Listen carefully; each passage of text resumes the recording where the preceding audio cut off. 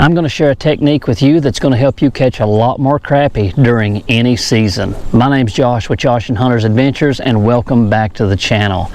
Alright guys, today is November 7th when I'm filming this video. It is 80 some degrees out here right now, guys. This is not fall of the year.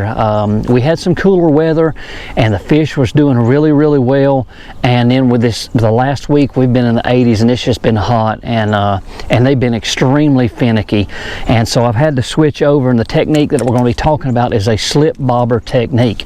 I'm going to go over my full setup, everything all the way down to how I rig the minnows and everything on this to help you guys go out and catch a lot more crappie during any season, not just fall of the year. This is a great technique in fall of the year, but you can use it any time of the year. We're going to be sharing some footage of us catching some fish. We had a couple really good days on it, and I just want to share it with you guys, and that way you can go out and catch some more fish.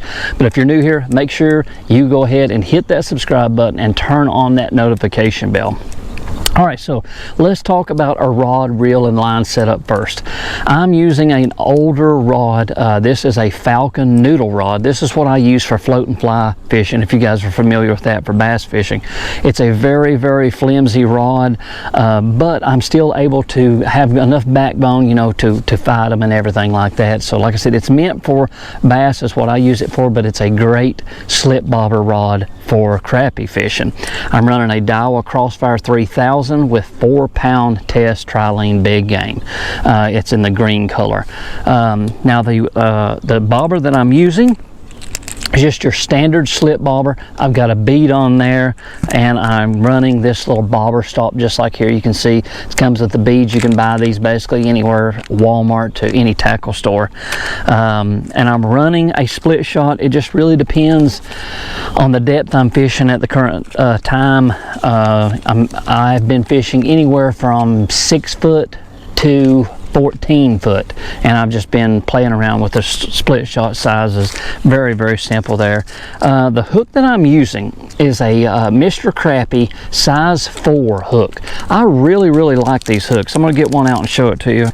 And you can see it's got a very interesting bend to it right there, and I think a lot of people will rig these through the mouth and then come out the side and hook them in the back, but I have not been doing that. You're going to see in the video I am either hooking it through the tail or straight up through the lips, and just being very careful going through the lips, you know, to not hit anything, and on the tail not hitting any organs or anything like that, because it will kill them.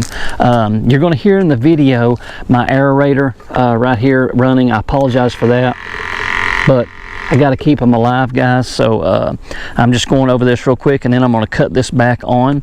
I'm going to show you the size of these minnows. I'm using a very small minnow. I've got one loose. These are smalls. This is what my tackle stop sells. You can see there the size of them. I hope you can see them. They're very small, and like I said, that's basically my setup. I'm fishing this, like I said, anywhere from 6 to 14 foot of water, depending on the split shot size, like I said, to get down there deeper. It's a really fun bite. I've caught some really good ones. You're going to see we had, like I said, a really couple good days on it, and I caught 26 one day, and I think 10 on the other day fishing it. But it's just a really good technique, guys. But let's get straight into some of the footage and let you guys check it out.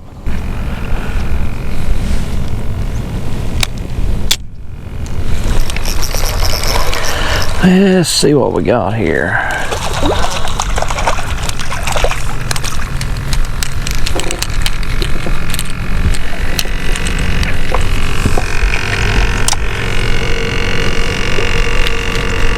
I believe he'll keep.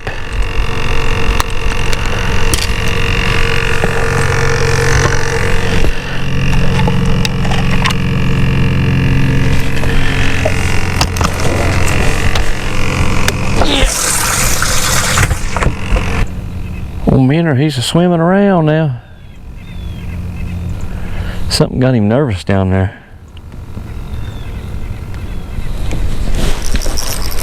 Man, alive, that one took it straight under, boys. It's a good crappie. There was some type of catfish or something with it. I ain't never in my life seen a catfish swallow a fish like that. It's a good crappie. Come here, old bud. Pretty one. Pretty guy. Had him hooked right in the old nose there. Good spot, boy. Beautiful crappie. Beautiful. 10 and a half, 11 inch, 11 inches. You just got to be patient sometimes. Hard to believe you throw down a live minnow down there, and sometimes they don't even, they just come up and look at it 2 or 3 times, and then they finally decide, okay, I'm going to eat it. I have never seen a catfish follow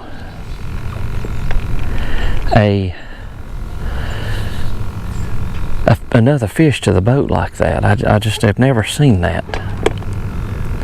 That is wild to me. I think I need to move it just a hair. Check him, make sure. Oh yeah, he's swimming good. Let's see where that puts us. Oh yeah, good spot. I'll tell you what I'll do every now and again. I can see that minnow, he's swimming right now, but if he gets down there and he ain't moving around a lot, I'll take my pole and just barely jerk it here and make that bobber move. How to get him going. How to get him moving again. There we go.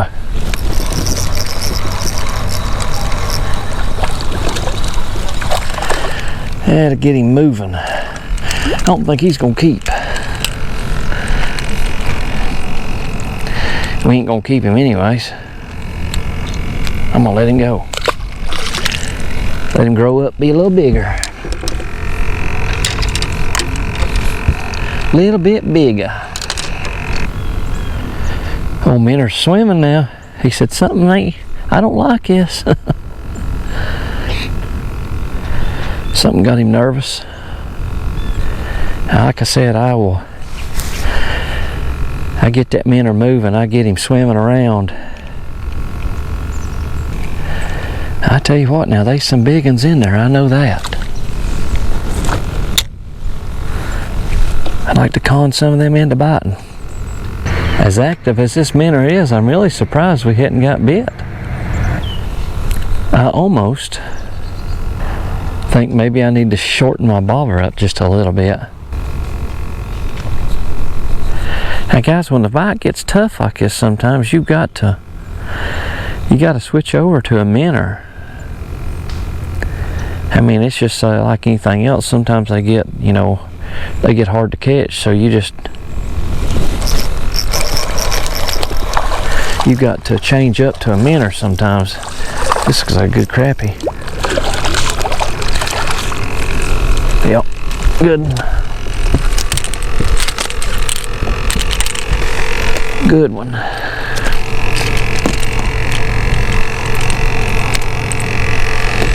Beautiful crappie.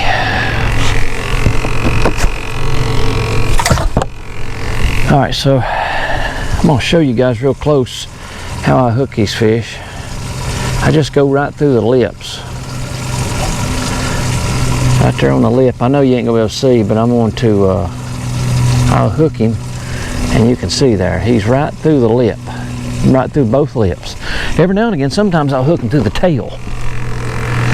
I just play around a lot of times, see how the fish want it. It changes from time to time. Sometimes they like the way it swims, you know, through the mouth. Sometimes they like the way the minnow swim with it hooked through the tail. I've got a good little school of crappie here. My bobber laid over, that's why I jerked. A lot of times you'll see that bobber lay over, and he'll lay over on its side. And what happens is that fish runs straight up and eats it and swims up.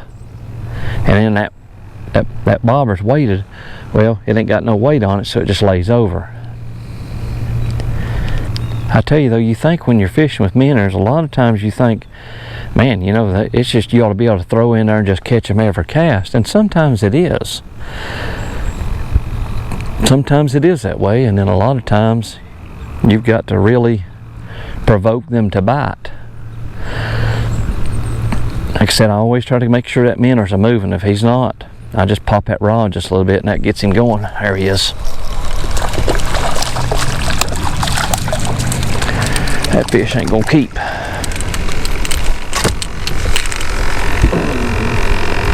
Ain't gonna keep.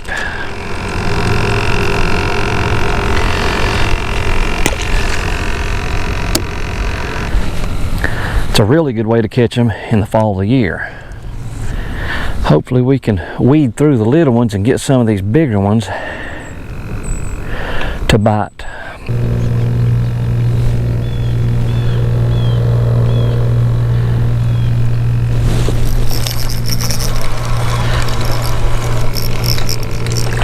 Feels like a better one. It is.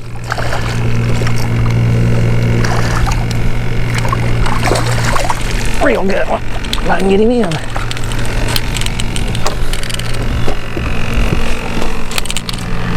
That one's a good one. That one is a good one.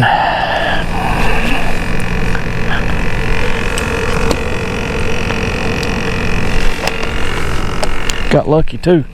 Just broke off. Alright guys, there you have it. Slip bobber technique for crappie fishing. You can use this in the summertime, the winter time, fall of the year, spring. It don't matter. They love it. Get you a little Mr. Crappie hook there and some slip bobbers and some minnows and go out and have yourself a really good time. You catch a lot of crappie like this in any season. I hope you guys enjoyed this video. If you did, leave me a thumbs up. If you got any questions or comments, go down in the comment section and leave them down there. I'll be glad to answer them the best that I can. Guys, remember, if you're new here, hit that subscribe button and turn on that notification bell. Till next time, this is Josh with Josh and Hunter's Adventures. Thanks for watching.